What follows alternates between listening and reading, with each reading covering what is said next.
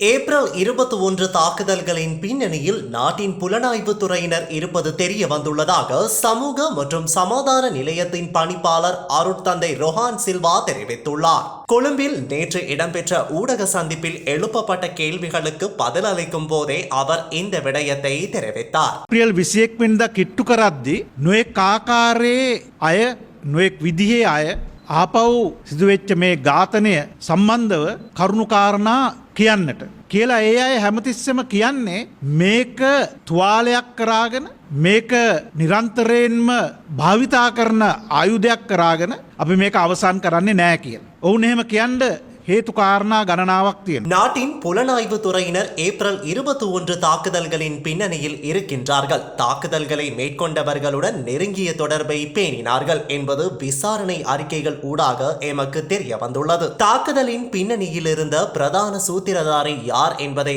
அடையாளம் காண முடியாத அளவிலேயே நாட்டின் பாதுகாப்புத்துறை காணப்படுவதாக அவர் தெரிவித்தார்.